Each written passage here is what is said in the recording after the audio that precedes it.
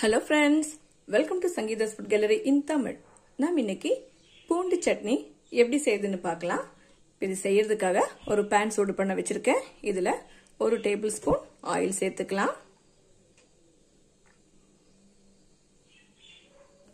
இந்த ஆயில் சூடாயிடுச்சு. இதுல 20 பல் பூண்டு சேர்த்துக்கிறேன். இத வணக்கிக்கலாம்.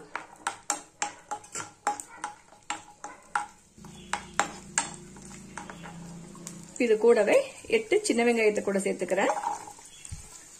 இது எல்லாத்தையும் சேர்த்து வணக்கிக்கலாம். அடுப்பை மீடியம் ஃப்ளேம்ல வச்சு தான் வணக்கிக்கிறேன். இதெல்லாம் லைட்டா வதங்கிடுச்சு. இதுல 3 காஞ்ச மிளகாய் சேர்த்துக்கிறேன். கூடவே 3 காஷ்மீரி மிளகாய் கூட சேர்த்துக்கிறேன். நீங்க உங்ககிட்ட இருக்கிற மிளகாயோட காரத்துக்கு தகுந்த மாதிரி கூட்டியோ குறைச்சோ சேர்த்துக்கோங்க.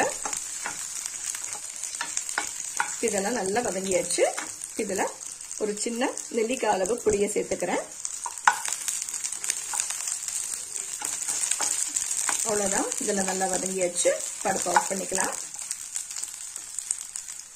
இதுல தேவையான அளவு உப்பு கூட சேர்த்துக்கிறேன்.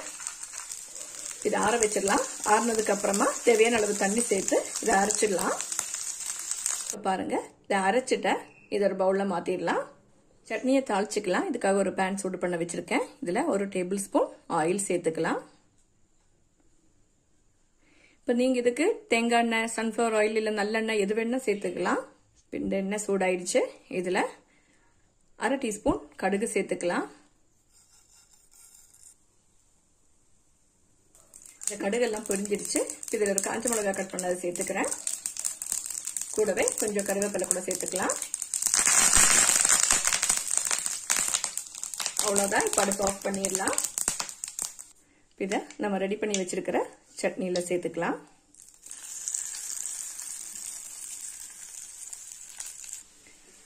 அவ்வளவுதான். பாருங்க, சூப்பர் டேஸ்ட்ல பூண்டு சட்னி ரெடி ஆயிடுச்சு. இது இட்லி, தோசை கூட எல்லாம் சாப்பிட ரொம்ப சூப்பரான ஒரு காம்பினேஷன். நீங்களும் இந்த ரெசிபியை ட்ரை பண்ணி பாருங்க. உங்களுக்கு பிடிச்சிருந்தா லைக் பண்ணுங்க, ஷேர் பண்ணுங்க, கமெண்ட் பண்ணுங்க. என்னோட சேனலை சப்ஸ்கிரைப் பண்ணுங்க. தேங்க்ஸ் ஃபார் வாட்சிங்.